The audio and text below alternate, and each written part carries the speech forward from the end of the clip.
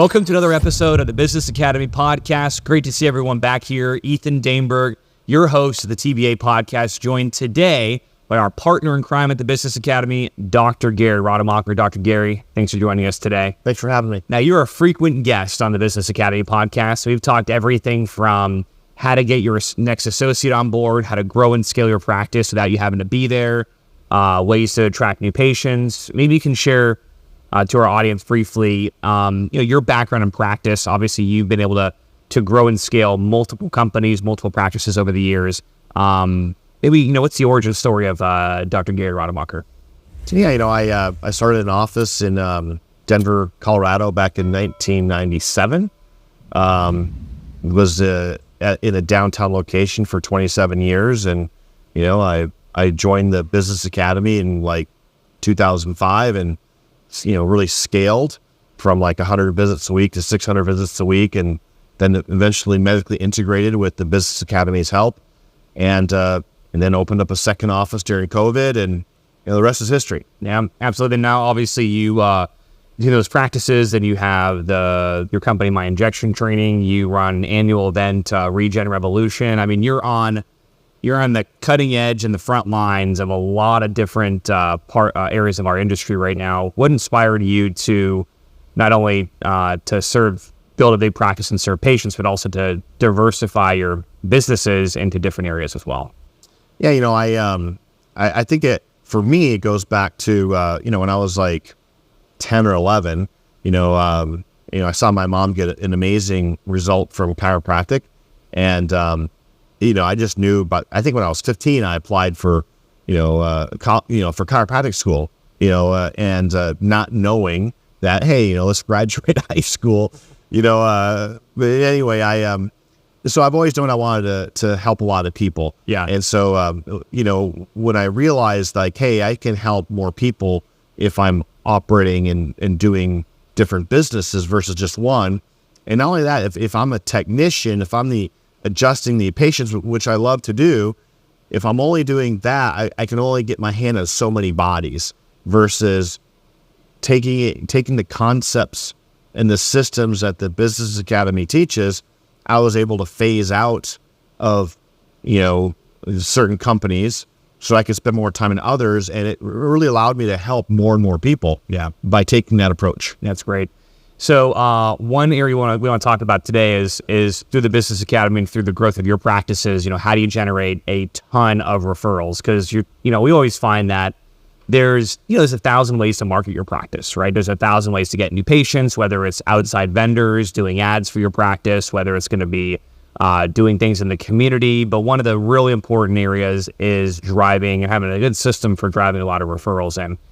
That's referrals of your existing patients, but it's also professional referrals out in the community. I mean, I know your practice and many other practices with the Business Academy have succeeded in the area of getting lots of high quality referrals from medical professionals in the community and other professionals. And all of these new patients are basically ready to go the moment they walk into your office. So they're warm leads, they're warm referrals, and it kind of just shoes them into your model and makes life a lot easier in some ways. It raises case values, and it allows you to tap into a market that is typically untapped, right, in chiropractic. So how important for you were having, again, diversity is key, right, in all areas of the practice, but one area is having a diverse set of new patients, flows coming into the office, not just one source, and also even a diverse set of referrals coming into your office. So every single week, there's always a full schedule of new patients.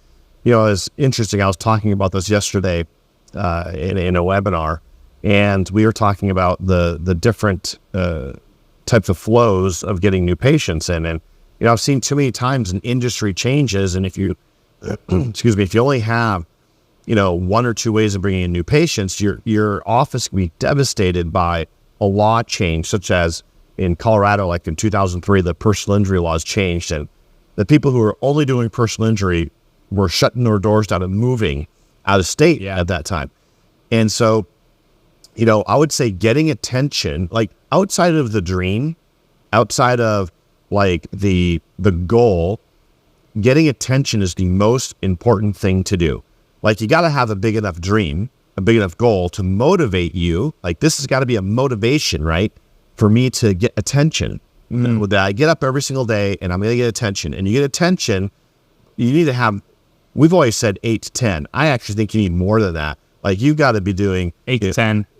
Different flows of getting attention, of getting new patients. Right. Yeah. Like in referrals, like you want to talk about referrals, that's a big part of it because those are the easiest to convert onto your care plans. So whether it's social media, getting referrals, TV, radio, podcasting. I mean, there's so many different things that you can do to get new patients. Yeah. But it really comes down to who is not the best clinician that wins. It's the one who gets the most attention. That's a great point. So let's keep it. I guess start with the simple things, the things that anybody on this podcast that's listening can do right away. Like you can start this first thing on Monday in your practice, or first thing today, depending on the day and you're listening to this. Let's look at like this family and friends. Simple, easy things that are easy to do, but also easy not to do because you get busy in the day to day and there's not a team member delegated to be responsible for this. Let's assume that in your practice there always has been. You've always had key internal team members running referral campaigns, and then you've also always had a community outreach coordinator or somebody in the office that handles marketing and promotions, right? So first I'll ask, what would be some really simple, easy, systematic ways to get lots of reviews, lots of referrals from patients in the office? Just really easy for friends and family. I think first off, it's like, getting referrals is more than just about, it's everything. It's like, it's from when the patient walks in the door. It's like how many we talk about wow factors. How many wow factors do you have? Yeah. Like from when you enter in the greeting, how is the patient greeted?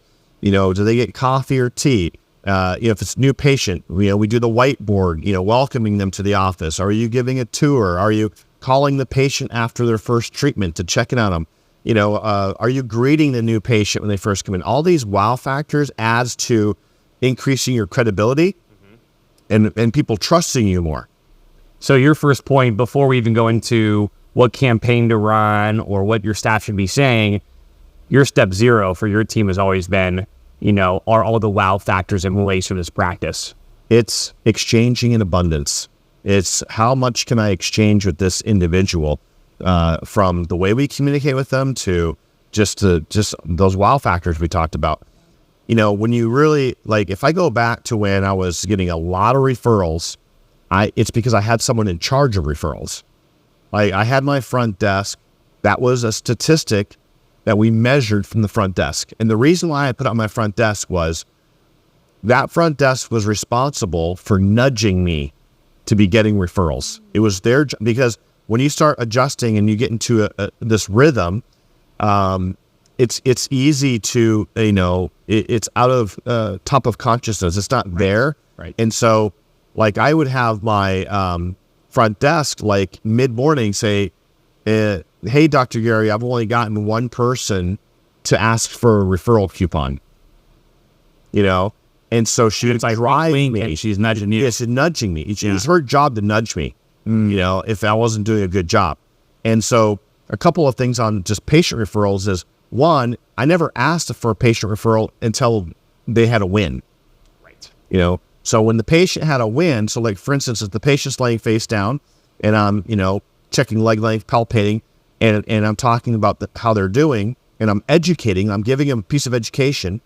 So there's two flows here. One, I'm looking for the win, and two, when I'm educating the patient on the adjustment and how it can benefit, if they say, well, wow, I have some, if I said, hey, did you realize, Ethan, if you're face down, if I was saying, hey, Ethan, did you realize that, most headaches actually come from the neck region?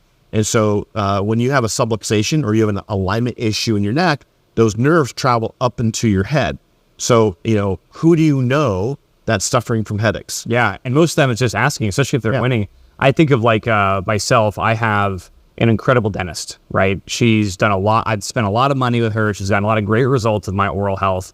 She's got an amazing office, a lot of wow factors. I mean, but it's a fee for service to cash office. They don't take any insurance. So I happily pay for those services. Yeah. And she's exchanged in abundance of me. She's given me higher value that I paid for sure. And I want to refer people. But the one thing I always give her a hard time about, I'm like, you got to show me, A, ask me as a patient to do it. B, but show me how to do it better. I don't know how to I'm not like a natural, as your patient, I don't know exactly how to refer, like what's an offer I can give, like get me excited about it.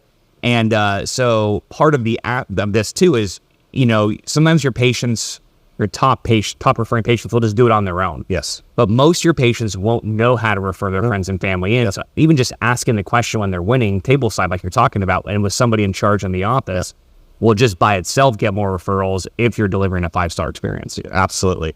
And one thing to nudge, so you're right, your top tier patients are always going to refer.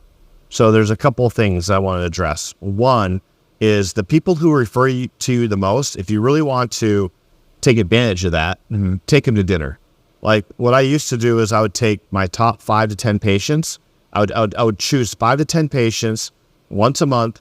I'd take them to dinner, and all I would do is like, hey, listen, like, we talk about wins. Like, what have you gotten out of the office? Like, what can we do better? It'd be an open conversation in the room. But then I would just say, like, listen, I just want to thank you. You guys refer to us more than anyone else. And I just wanted to acknowledge you guys for that. And, and I'd have a game set up to where they could refer more because they were already enthusiastic. The second point is when someone says, well, yeah, I know someone who is suffering from headaches, I'd be like, great. I had checkbooks pre-written out, and I would just open up the checkbook. It would be a fake account, but it looked like a real check. And I'd write it out. I would say, so you're going to put who it's to. It's for $250. I'd sign it. I'd say, you fill in that name, you give it to them, and they can come in, and we'll do an examination. And so I gave them something tangible that they could take and give to someone. Right. That's big. So whether it's the checkbook promotional referral card, or it's going to be a public gift certificate, which you can get with the Business Academy, or it's any kind of some tangible that person can leave with. Totally key. Another way too, that we at the Business Academy also talk about is if you have a little, like, you can make a little gift card. There's a template that we have actually as part of our program.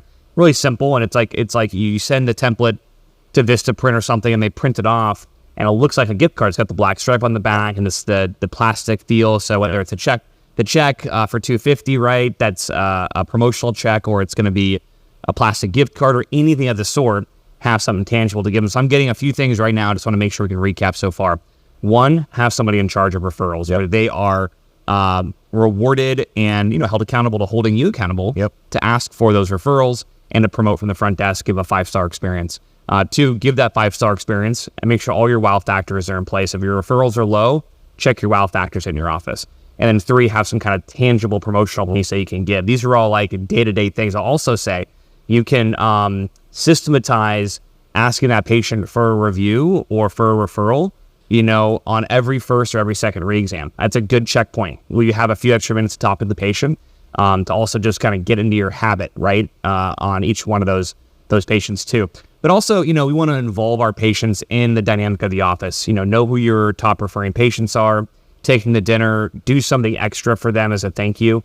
But also, what are ways you can, even just like fun ways to gamify getting the patients involved, doing reviews, sending referrals, doing testimonials, all these simple things that everyone's really willing to do, or a lot of patients are willing to do. It's just they're busy, they don't have time, they don't know how to, but we want to give them some kind of a game to play. Sure. Have fun. We used to do, and I know we've taught this before, but we used to do like patient appreciation days. Yeah. So we would pick a date, like let's say July 4th. We'd have that in the books. We would, like, maybe the week before the 4th or leading up to the 4th, depending on the day of the week it falls, we'd have a scheduled patient appreciation day. And then what we would do is we would have a fish bowl, clear bowl, where we did raffle tickets. Yeah. And then we had rules to the raffle. You get so many tickets for a review. You get so many tickets for a referral. You get so many tickets for making all your appointments. Whatever you want to drive. Yeah. But then what we did what really pushed this was we had a fishbowl in the back office where the team was playing. So it was a game with the staff for them to push to get the referrals or the reviews. So we had 2 games going, and so we rewarded the staff talking about it and getting people to do a testimonial, Yeah. or do a review, whatever it might be. But every time a staff member touched a patient to do that, they got a ticket for it as well. And the tickets would be for things like trips, a TV, for 4th of July, a grill, and all the grilling supplies that go with it, right? Yeah. A cooler, and so, and we display that out in the open. And so we just made sure that everyone was talking about it all the time. Yeah, that's great. And the Business Academy, we made it super simple for our guys to have some kind of theme every quarter or every month. We have a whole marketing calendar that we teach all of our members. Like, so after the new year, we always do the Super Bowl campaign, Super Bowl Frenzy campaign, which is a Squares game, and then you have a giveaway, and it's, again, more ways to engage the patients with reviews and referrals. Yeah. March, you got Spring into Health. April, we got April and May, we got Easter events and Mother's Day events. In June, we got the Father's Day giveaways. In July, the 4th of July block party. August, the donation campaign. We call it the Dog Days of Summer fundraiser campaign, to where you fundraise funds from your patients for the local SPCA, right? And then from there, if they donate, you can give a gift card out to for your practice to them to pass out to their friends, or different things like that. Yeah. You go into September, we have docs that do school physicals, and they house school physicals in their office for the local communities and do school physicals for young athletes in their local schools. I know local schools definitely need doctors to do physicals on their hundreds of young athletes. Host that at your office, coordinate with the school, local nonprofits and churches. That'll drive in a ton of new patients. October, Halloween party, Thanksgiving, food drives, December, all your holiday parties, and of course your toy drives. There's so many great activities to give back to your community, engage your patients, and get lots of referrals and lots of reviews at the same time. So I just encourage everybody watching. I know I covered a lot of stuff, but in future podcasts and on our YouTube channel, there's all kinds of step-by-step programs on launching these in your office. But the key things, number one, you got to have a Ritz-Carlton wow experience. Two, you got to have somebody assigned, like a marketer, community outreach coordinator, or a team member in your office, to run and manage your referrals and these kind of promotions. And then, of course, number three, have tangible things. Number four, run promotions and get the patients involved. And number five, I'll just say, like you said too, know who your top referring patients are. Every office watching knows who their top 5%, 10% of patients that refer the most, and make sure to really recognize, VIP them, and go above and beyond for them, which is going to be key. So there's some tangible things I think we can do right away to help these docs, get a lot more referrals in for friends and family. Another question, I want to steer the conversation over for a minute. Now, you also got a lot of professional referrals, referral sources in the community that refer into your office. Not in droves, but it was just enough high case value cases, whether it was from attorneys or medical professionals as well. We've definitely turned a tide in chiropractic to where, this generation, the medical field is educated on what chiropractic can do. And there's alliances, and there's camaraderie there in the community that can be built between a chiropractic office, a primary care office, an urgent care, or other medical professionals. Whether it's medical professional referrals or attorney referrals. What would be some tips you can give on how you've seen those relationships built, and then how to create a steady stream of referrals coming into the office? Sure. I would say for attorneys, what worked best for me was when I really started putting attention on it. So, I'd hired someone in my marketing department to actually be in charge of professional referrals. You don't need that per se, but it does help tremendously. Having a marketing department that is, working on getting these professional referrals goes a long way, because you can get consistency in, and also we talked about, like, when we're scaling and getting bigger, we need to buy time, and you buy time by hiring employees, right? Yeah. So with attorneys, what really turned the tide on attorneys and getting referrals is I started doing like 1 hour, 2 hour continuing education classes for attorneys. I've heard you talk about this before. This is it's great. And I love that you did this. So maybe you can dive into it a little bit. But you always focus on giving value to your referral sources first, right? So I think some practice owners, they think about a referral source as to what they can get from that referral source. How do I get more referrals from that attorney? Yeah. How do I get more referrals from that primary care doc? Gimme, versus how do I provide value to them? That's a great point. What I found is that attorneys, they want money, right? And what I see in the industry is that chiropractors typically do not document very well. And so this is an area where if you really want to work with attorneys, document the cases better, increase the value of the cases. There's specific ways that you can increase the value of a case. And if you educate the attorneys on, hey, here are the 5 things that I do to increase the value of a case. The value drivers, right? Value drivers, yep. So instead of a case settling for $5,000 or $10,000, maybe it settles for 20 or 30, and there's more money to go around. Now they're not coming to me to cut my bill. They're paying me, but they're also making more money. So my intention is how can I develop a relationship with an attorney who wants to do the best for the client, for the patient, get as much money for them as possible. And it's a win-win-win. The attorney gets paid more, the patient gets a higher settlement, and I get paid for my services. And I'm not being asked for a reduction.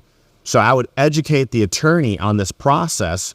And then when I showed them my narrative report, it would blow them away. And I remember, like, when I first started doing this, I was having cases settle in the 6-digit range that would never have gotten close to that. Wow. I remember an attorney calling and saying, I didn't even ask the adjuster. I sent the report in, and the adjuster just paid policy limits, which was like $150,000. He's like, I don't know. And so when that started happening, they just started referring people to me because it was the value that I was providing them. Totally. That's huge. So I think another example is if any docs that are watching this, if they have attorneys badgering them to finish their narrative reports because the doctor's backlog on their notes, and that is one way to kill a referral source, is to not get those reports done on time. So it's the value of the reports, it's the value drivers, it's educating the attorneys on what creates a good case within the scope of what you guys are dealing with, and it's getting those dang notes done on time, and even ahead of time, right? You have to like exchange in abundance and be of like, it's like creating a Ritz-Carlton experience for your attorney's referral source. It really is. Like, I would make sure that we were communicating with the attorney every month, giving them an update. I wasn't waiting for them to contact me. I was contacting them. Hey, here's where the patient is in their care. They have a reevaluation coming up next week.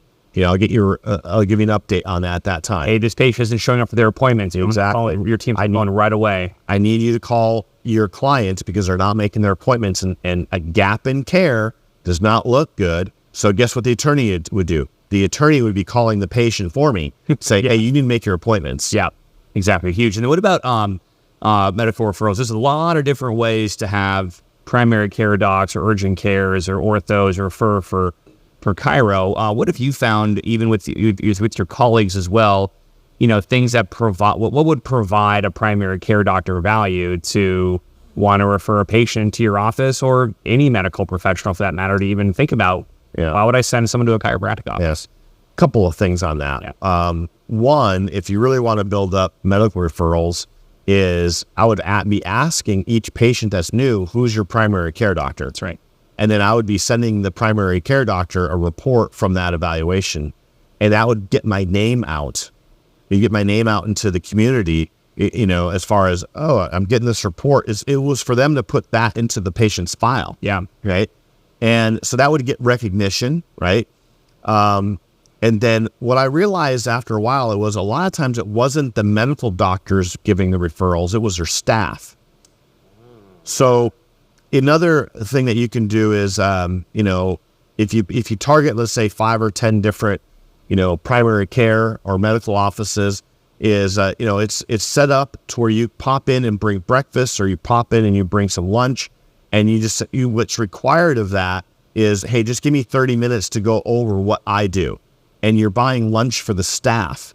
Yeah. And so they get to know who you are, and you just say, hey, so, this is what my specialty is. This is what I focus in on. If you have any patients that you're having a difficult time with, we'd love to be able to help them. Yeah. It's just, you're telling the chiropractic story and what you do, and you're just getting the word out. Again, you're getting attention. Mm-hmm. Yeah, big time. And then also to one of our doctors in our 7th division mastermind. He does exactly what you just said. And when they ask the question, who's your primary care provider? And they go, oh, I don't have one, or I'm in between, or I just moved to the area. And guess what your office is doing? You're referring to that patient, to that doc, that primary care doc, so that if they're taking on a new patient, can have a new patient too. So it's the same thing. You're giving them what they want, and then they in turn build a relationship and refer as well. Yeah. And even if you're just getting 2 or 3 referrals from your attorney network, 2 or 3 referrals from your medical provider network, that's like 5 to 8 perfect new patients coming in the door. High case value, ready to start the program. There's no sales involved because they've already been sold on who you are, what you do, and why to do it from an authority in their mind. So definitely huge. So I think we have like 3 really key primary referral sources that we can leave today's podcast with. Mm-hmm. 1, better and simpler ways to bring in more family and friends into the office that are referrals to your patients, being proactive with that. 2, attorneys, and 3, medical professionals. So Dr. Gary, I'll say this, if those that are listening can't get their head around that, I mean, they got to find someone that can to drive business into their office, because these are simple things that are easy to do, but also easy not to do, and requires a good system, training, and discipline to follow through on. How valuable are some of the workshops that you've done here at the Business Academy, sharing kind of the step-by-step breakdown of how these things work? Yeah, it's tremendous. When you get into a group of like-minded people who have a lot of purpose and a lot of drive, I learned so much from just attending these group meetings where, I'm sometimes it's just, I'm getting a reminder of what I knew 10 years ago, but I stopped doing, and so just to collaborate with other like-minded people is amazing. Yeah. And, going back to, I think it was Carnegie that said, like, if you really want to expand and grow who you are, be a part of a mastermind. That was the number one thing that he discussed, is like, you have to be part of a mastermind. And so, if you're not part of a mastermind, you need to find one and get here, and be part of it, because you're going to actually see tremendous value from it. Yeah, exactly. So click below, join our community between all of our events that we're holding, trainings. I know we covered a lot in this podcast, but the tactics, the systems, and the training for how to implement this into your office, so you have a steady stream, consistently, full book of new patients that are high quality from referrals. You can find that all with the Business Academy through doctors like Dr. Gary Rademacher, trainers at the Business Academy, as well as other like-minded chiropractors just like you, or have been there and done that and are here to teach as well. So Dr. Gary, first and foremost, we could talk for hours. I just want to say thank you for your time today. And I think we have some actionable steps to help these docs with more new patients. Awesome. Great. Thanks. Awesome. Thank you, guys. We'll go ahead and see you in the next podcast. Take care for now. Go rock some new patients. Get them in the door. Take care.